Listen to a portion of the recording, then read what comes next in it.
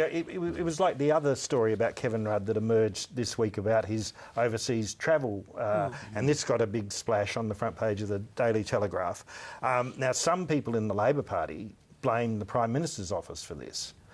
They said that it was part of the Prime Minister's office telling the Daily Telegraph where to go looking to find this information. So what's the truth? Well, the truth is that it was actually a Freedom of Information request from Jamie Briggs, the Liberal member for Mayo in South Australia. He got the information and then they fed it out to the media. OK, was the letter personally to Kevin Rudd or did it go out to all ministers?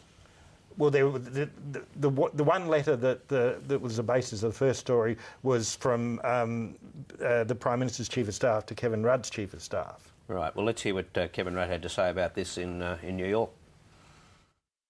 These matters have not been raised with me by the Prime Minister in her discussions with me, nor with her Chief of Staff and my own Chief of Staff.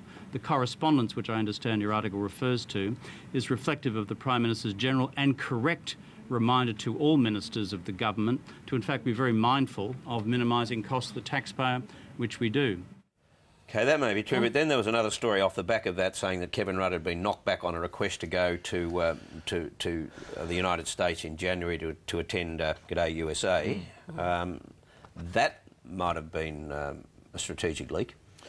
It might have been. He was knocked back along with some other ministers, and I think Mr Ferguson went. But it's not uncommon for... As he should do, the tourism minister. I think that was part of the same FOI request. And that was just a letter that was sent out to a whole number of ministers who had put in requests to go to LA for that event.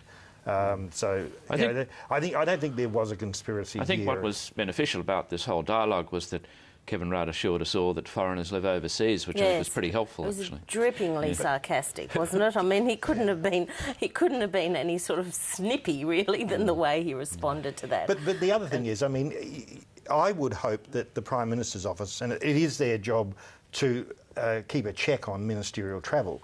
I would hope the Prime Minister's office would question any minister who said they were going to stay in a $1,700 a night hotel. And this has been done by successive Prime Ministers, Liberal and Labor, over the years. They've looked with a tough-minded manner at overseas travel from senior ministers and junior ministers too. And Kevin's travels around the world are absolutely extraordinary. I mean, he is outstripping any foreign minister, any prime minister by squillions. I mean, the guy's feet never touch the ground. Including Hillary Clinton. Including Hillary Clinton. I mean, do we seriously need a foreign minister doing whatever he's doing at this level? I mean, I think the Prime Minister's got absolutely every right. And to sort of frame it in the context of, I mean, what is this guy, untouchable?